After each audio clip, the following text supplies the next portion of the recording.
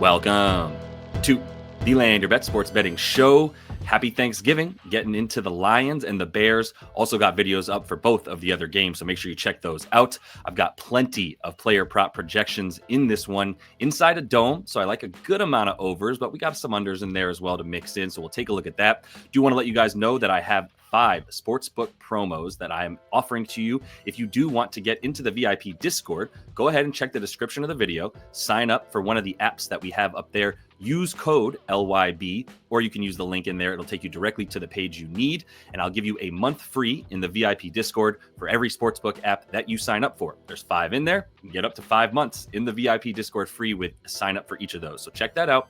That all sounds good to you. We're going to get into it right now. So like that video. Let's jump into it. Kicking it off with the Bears offense here against this Lions defense.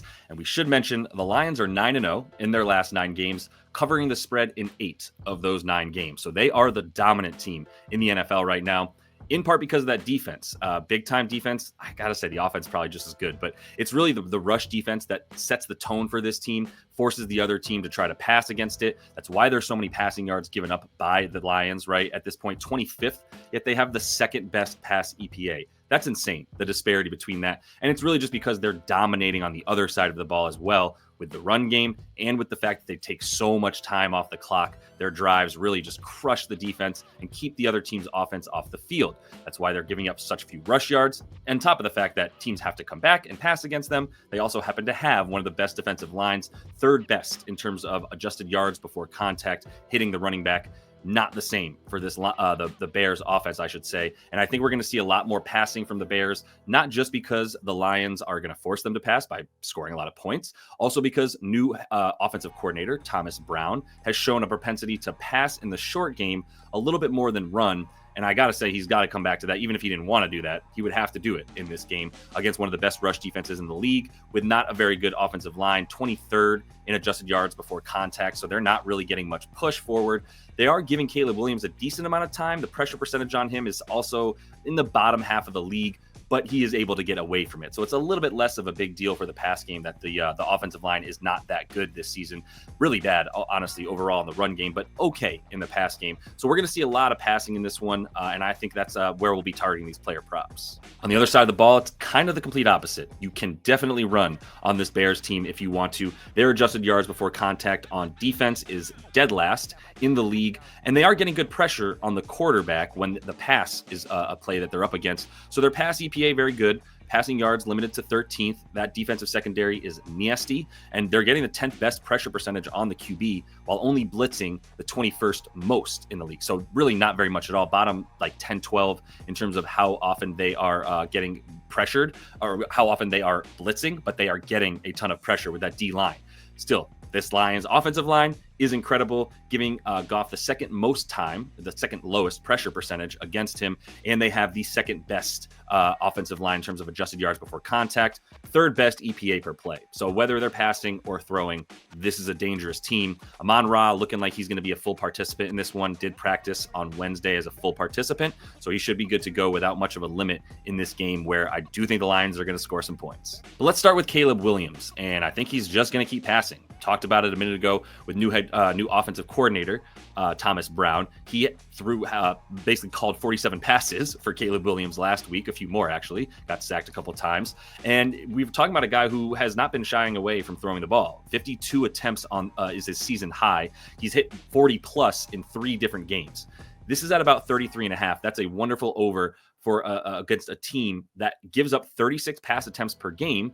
Because you have to, as we've mentioned now a couple of times, you have to throw against this team. And I think Caleb Williams will accept that challenge, especially with some short throws that we'll see from him. Now, last week against Detroit, Anthony Richardson only threw the ball 28 times.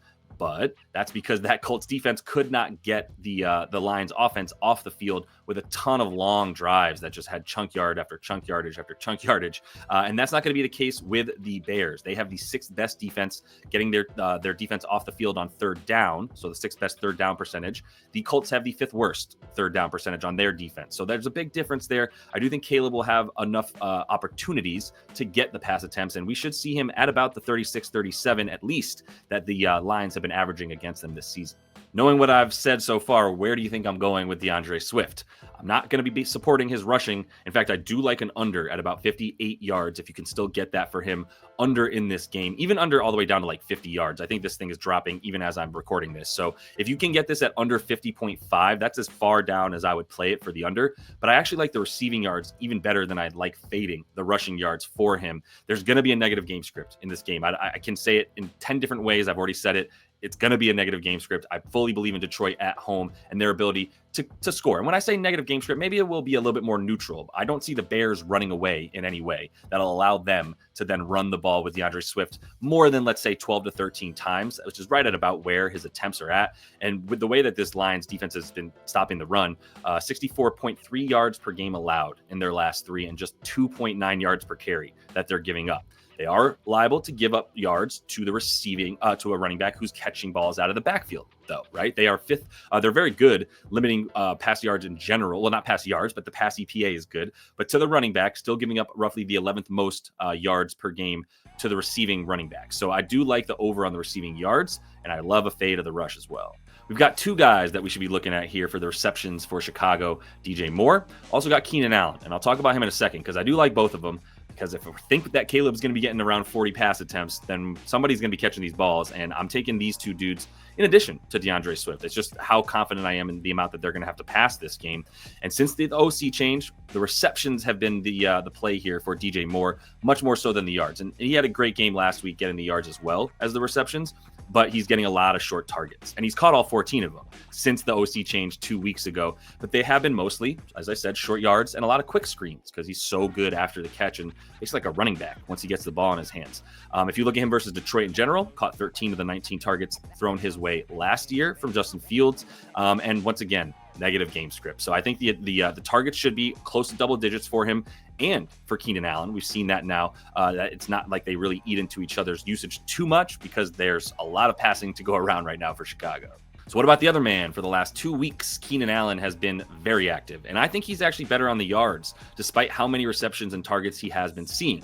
23 targets now in the last 2 weeks, catching 13 of them, but he's got a much better ADOT than DJ Moore. So that's a big part of the way that you split. Do I go with receptions? Do I go with receiving yards?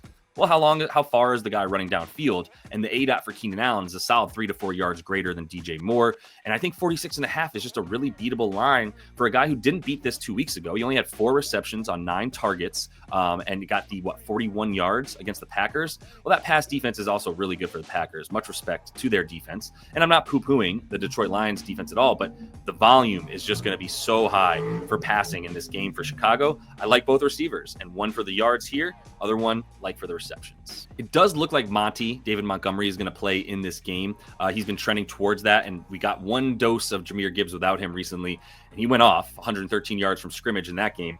But he's still going to be in a situation where I like both the rushing and the tutty for him, and I bring up some of the receiving stuff for him in relation to the touchdown because he could get one receiving just as easily as rushing in this game. And even if he's not getting the short yardage, the goal line yardage or any of those kind of carries quite as much because Monty is in there, still like him for the tutty, still like him for the rush yards against the Bears defense that you run against, man. And I mean, I don't think the Lions will be afraid to throw, but I know that they're going to love running the ball against the weaker part of this Bears defense, which is its rush defense, right? So you look at Gibbs. I don't know if we've been paying attention enough because number 1 in EPA among running backs. So every time he gets the ball, he has the most likely chance to score from wherever he is on the field. And that is in part because he has the highest explosive play rate. So the highest percentage of his plays where he's touching the ball in any way, shape, or form and getting an explosive play, 20 plus yards to count for that. He's gotten 7 tutties in his last 6. He scored last year in both games versus Chicago as well. And I just love the ceiling for this man, which is seemingly unstoppable. So we're going to take him to get 60 plus rushing yards here and a tutty there. Parlay them together if you want. Not going to help too much with the juice, but I think this is both are really good looks by themselves as well. As I mentioned, Amon-Ra is looking like he's going to play in this game, was a full participant on Wednesday. I don't really think that matters for Sam LaPorta and his long reception. And I think the yards are probably good because the long reception is like half the amount of yards. He just hasn't been connecting nearly as well with Jared Goff this year. And that's fine, honestly, because he's still gotten the long in 8 of 10. And that includes one game where his only reception was for 50 plus yards. And I bring that up because we can't just look at his average yards per catch and go, well, he's at 17.6 yards per catch and his long reception is exactly that, 17.5. It's a clear smack of the over. Well, let's look at the median too and draw away some of those outliers, such as 1 for 52 yards, where he gets a 52-yard average reception in that game because of the fact that the one was so long. So the median takes the outliers away, and it's much more accurate to say that he's usually around 13 to 14 yards per catch, which is still awesome for an awesome ADOT, as he's running really nice deep targets as well, for especially for a tight end, but just in general, even for wide receivers, his ADOT is awesome. I mean, even for a wide receiver, 17.5 yards per catch is awesome, right? So for the tight end doing that against a Bears defense that's awesome versus the pass, just not against the tight end. And that's because the seams are a little bit more open, and that post and those corner routes, once the safeties are drawn away from that area via the wide receiver coming out into their space, then LaPorta just comes in behind that and is nice and open, either down the middle on the seam or, like I said, an out route towards the sideline as well. And it's actually been worse than just what it says here for the Bears. 23rd limiting receiving yards to the tight end, but third most that they've allowed to that position since week 3. So it's been even worse over the course of the last 9 weeks for them. And against a guy, like I said, that's just catching really deep balls, I'm going to like Sam LaPorta to get one for at least 18 yards in this one. All right, as we get out of here, one more reminder that you do have the opportunity to get a free month or up to 5 months in the Discord. If you check out the description of the video, have links to those sportsbook promos. If you don't yet have an account with BetMGM, Sleeper, we've got Underdog, we've got REBET, we've got BETR, plenty of books in there that are still missing a good amount of y'all. So I make sure you have all those so that you can go ahead and shop around and make sure you're always getting the best prices and get a free month, at least a free month in that VIP. But make sure to check out the video for each of the other 2 games as well if you don't want to miss all those play-up props and projections that we have. And until I see y'all next, happy betting.